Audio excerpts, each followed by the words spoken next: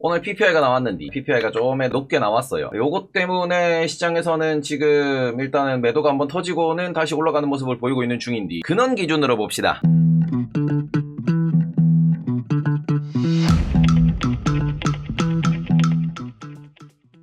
정도로 보시면 될 것 같고, 코로나 이전 기준으로 보신다고 하더라도 지금이 매우 높은 상황이냐, 그건 아니다. 근데 이렇게 나오면은 시장이 이제 불편한 건 사실이다 정도를 보셨으면 좋겠고요. 요 근원 인플레이션 데이터가 나오고 난 뒤에 시장이 지금 살짝 트러블이라기 보다는 좀 밀렸어. 근데 지금 보시면은 이 근원 생산자 물가지수 PPI가 올라가면은 결국 PPI는 이게 생산 단위잖아요. 그러면 우리가 CPI 소비 단으로 넘어가는 데까지 분명히 시간이 걸리는 겁니다. 그러니까 이 시간이 걸리다 보니까 이 부분 때문에 시장에서는 생산자가 높아지면은 CPI도 좀 이따가 높아질 수 있다.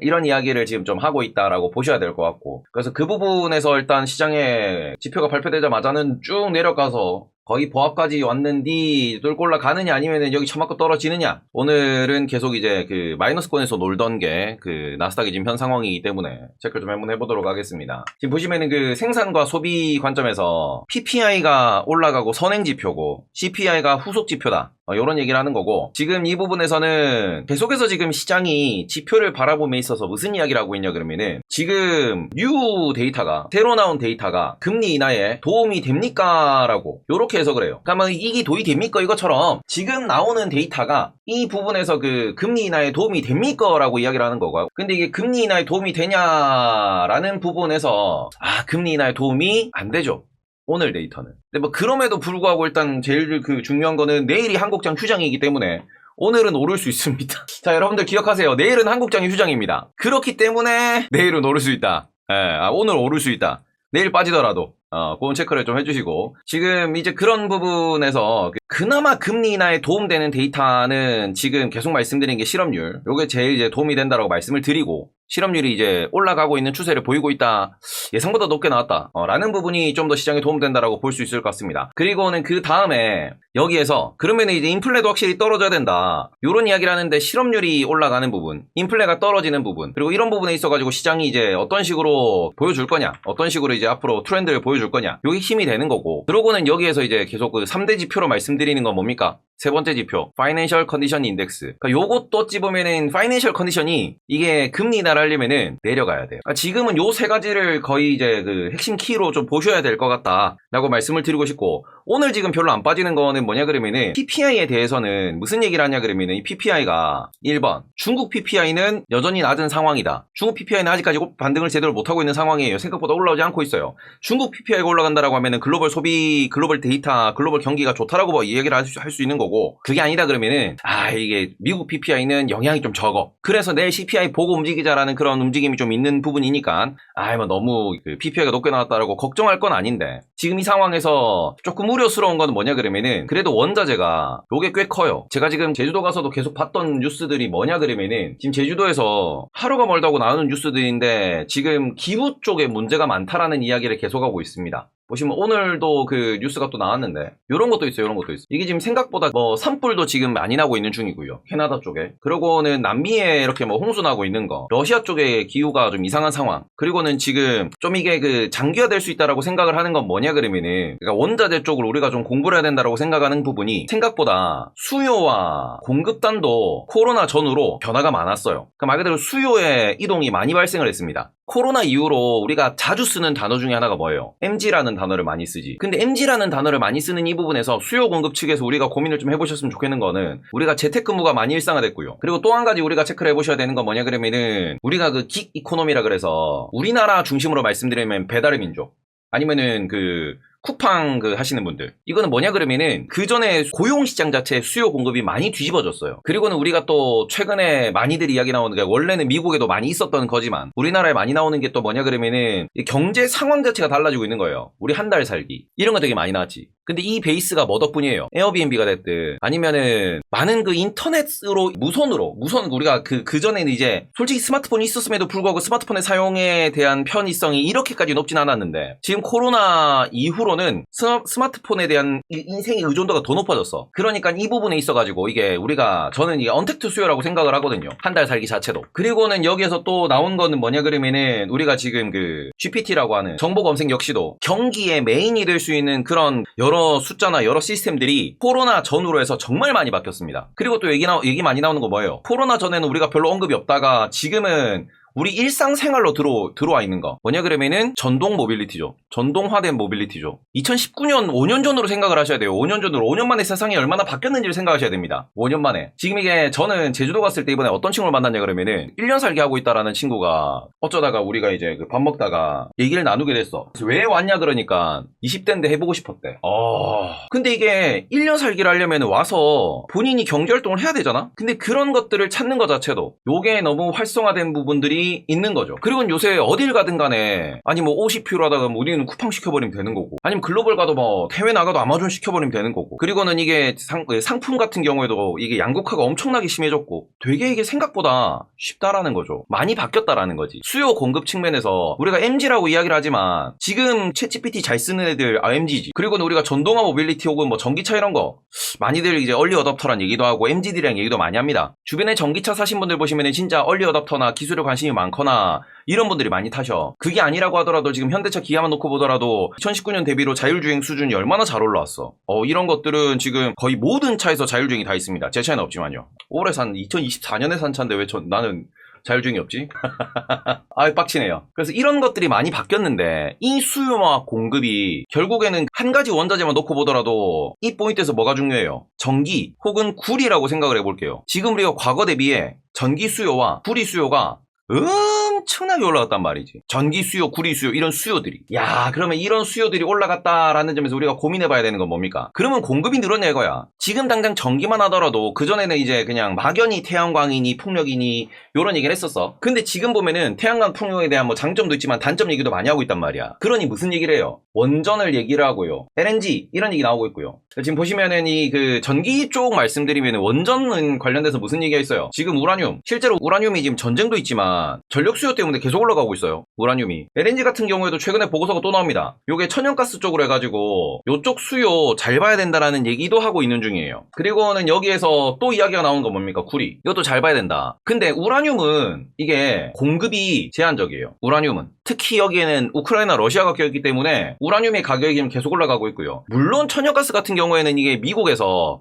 미친 듯이 그 셰일 가스를 뽑아내고 있기 때문에 이 덕분에 천연가스 가격은 그렇게 오르지는 않고 있습니다. 그러고 난 뒤에 구리 같은 경우에는 구리는 아예 얘는 증산이 안 돼요 지금. 구리는 증산이 안 돼서 계속 얘기 나오는 게 도시강산에 대해서 이야기가 나오고 원래도 이제 구리에 대한 이게 가공이 편하다 보니까 구리로 이렇게 여러 가지 재활용 사업들이 많이 있었는데 이 부분에 좀 더 이제 전문적인 기술 얘기를 많이 하고 있는 중입니다. 그러니까 구리는 새로운 광산이 없습니다. 그게 문제예요. 구리는 현재. 그래서 이런 부분에서 어찌 보면은 그 시장의 움직임 자체에 대해서 시장의 뭔가 변화에 대해서 우리가 좀 민감해야 되는데 근데 문제는 이 전력이라고 하는 이 기본적인 전력 인프라 혹은 전력 원자재라고 하는 이런 데들의 가격이 상승하면은 우리가 에너지가 중요하다라고 이야기하는 이유, 국제유가가 중요하다라고 이야기하는 이유가 뭡니까? 이거는 모든 곳에 가격에 포함될 수밖에 없습니다. 택시비, 버스비, 그 다음에는 지하철 요금, 기차 요금, 비행기 유류비, 이동에 다 들어가죠. 거기에 대해서 우리가 플라스틱을 만드는 것부터 식품을 가공하는 것까지 모든 열이 들어가는 에너지가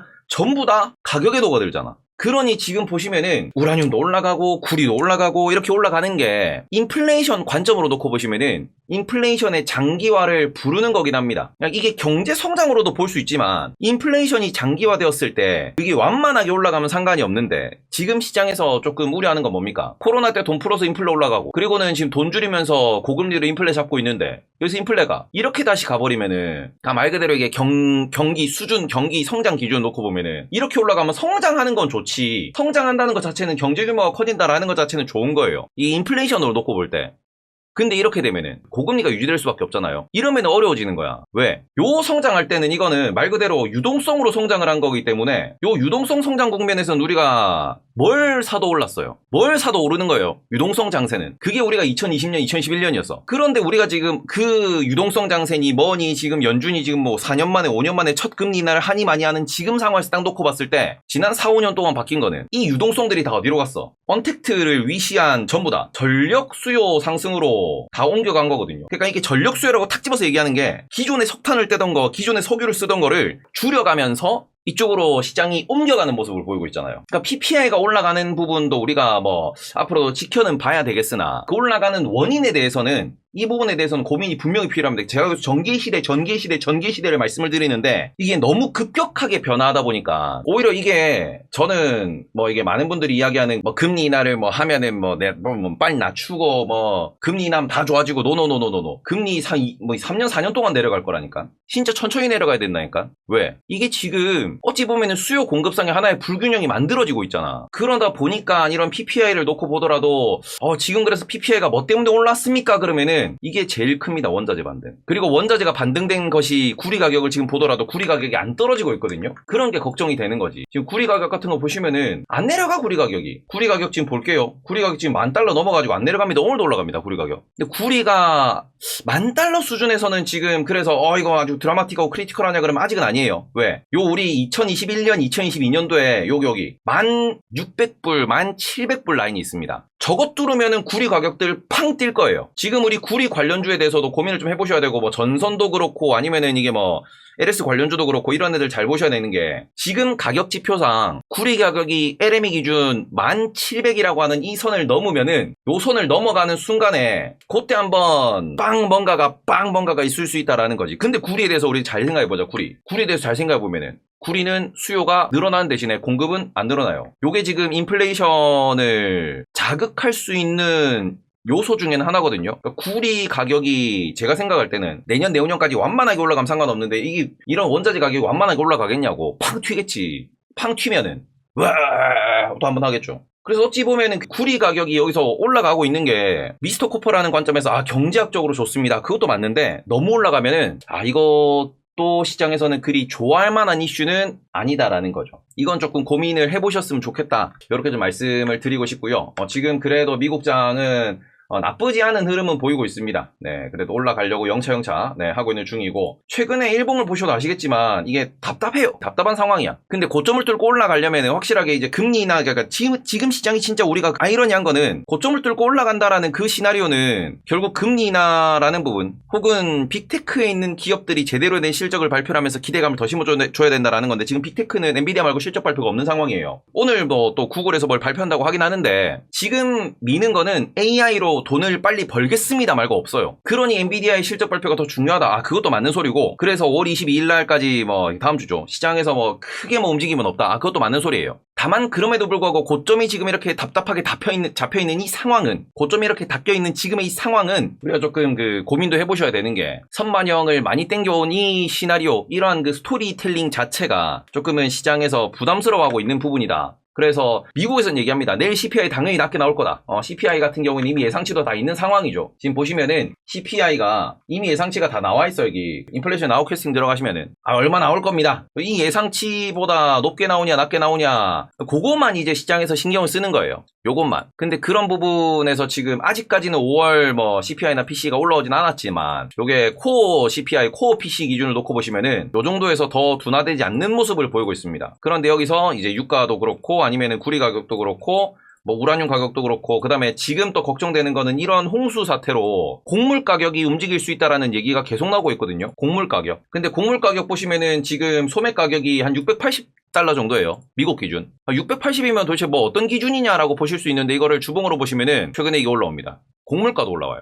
좀 이 것을 치는 거지. 홍수 얘기가 나오면서, 특히 이게 곡물은 1년의 생산량을 기준으로 놓고 이야기를 하는 건데, 곡물가가 여기서 쭉 내려오던 흐름을 역행하려고 슬슬슬 바닥에서 돌리는 재료가 뭐예요? 생산이 안 된다. 요런 얘기가 또 나오거든. 생산이 안 된다. 그러니 이런 부분에서 이야기가 나오는 이 여러 가지를 종합해 보셨을 때 계속 말씀드립니다. 상단은 제한적일 수 있다. 요거를 좀 고민을 많이 해보셨으면 좋겠어요. 아직 우리가 이게 유동성만 가지고 투자하는 시기는 지난 상황이고, 그러면은 실적에 대한 기대감과 그리고는 상징성에 대한 성장성에 대한 이런 것도 고민을 하면서 이제 내가 어떤 투자를 해야 될지에 대해서 고민을 해야 되는데, 유동성 장세에서 넘어가는 완전한 실적 장세입니다. 이거는 이 실적 장세라고 부르는 이유가 여기서 나오는 거야. 그러니 AI는 그래도, 하이닉스는 그래도라고 말씀은 드리지만 어려워요. 진짜 어려운 투자 시황입니다 지금. 그러니 AI, 다이어트, 약물, 그 중에서도 진짜 글로벌에서 영향력이 있고 기술력이 있는 애들을 선택을 하셔야 투자를 하시더라도 좀 그 멘탈 관리를 할 수 있고 논리에 근거한 투자에 입각한 수익을 거둘 수 있습니다. 저는 운으로 돈 버는 것도 좋은 거라고 생각하지만 논리를 세워서 투자 아이디어로 돈을 버는 게 장기적으로는 꼭 필요한 방향성이라고 생각을 하거든요. 그래서 이런 부분 고민을 좀 해보셨으면 좋겠다라고 말씀을 드리면서 첫 번째 다시 보기 PPI와 원자재. 근데 요건 추가자. 오늘 지금 11시에 파월 발언이 있거든요. 파월 발언이 있으면은 비둘기다라는 그 로직, 그리고 내일 한국 시장이 쉰다라는 것은 미국장이 아주 큰 호재라는 그 로직, 그리고는 또 한 가지, CPI는 이미 우리가 예상 범위 내다라고 하는 그런 일종의 자신감, 그런 부분이 지금 시장을 떠받치는 겁니다. 그러니까 이게 정말로 투자할 만해서 좋은 타점이라 들어가는 거는 지금은 아닌 게 맞거든요. 그러니까 좀 짧게 방망이 짧은 플레이를 하셨으면 좋겠다. 그러고는 만약에 내가 지금 현금이 많다 그러면은 지지난주 엔비디아 마이너스 10% 났던 그때의 그런 상황이 시드를 태울 때고, 지금은 약간은 물음표. 제가 생각하는 다음 또 뭔가 짧은 기간 내에 다음에 한번 시드를 태워볼 만한 타이밍은 저는 엔비디아 실적 발표 날이라고 생각을 해요. 나스닥 기준으로 혹은 반도체 기준으로 보시면은 엔비디아 실적 발표 날 어쨌든 변동성이 생길 거고, 그러면서 거기서 오히려 아몰랑하고 더 롱을 외치면서 엔비디아 스플릿까지 그냥 버블 가지아가 될 수도 있는 거지만, 반대로 말하면은 생각보다 이제 AI라는 게 내년 내후년까지 지속은 되겠으나 지금 가격에 대해서는 우리가 좀 뭔가 불안할 수도 있겠다라는 완전히 이제 양분된 시각의 그런 심리가 나올 수 있기 때문에 변동성이 커질 수 있습니다. 엔비디아 실적 발표하고 가지하고 난 뒤에 갭상승하고 밀릴 수도 있는 부분이잖아. 그러니까 저는 엔비디아 실적 전후로도 뭔가 하나의 또 짧은 기회가 나올 수 있기 때문에 지금 현금 비중이 높으신 분들은 그때 타이밍, 일주일밖에 안 남았으니까 또 그때 타이밍을 한번 노려보시는 게 어떨까, 이렇게 말씀을 드리고 싶고, 아마 5대1 스플릿 혹은 7대1 스플릿 할 것 같습니다. $1000에서는 5대1이나 7대1로 나누기 때문에 그 부분을 시장에서는 또 유의미하게 지켜보겠죠. 그래서 그런 거 한번 체크를 해보셨으면 좋겠다라고 말씀을 드리고 싶고요. 다시 보기는 잘라놓도록 하겠습니다.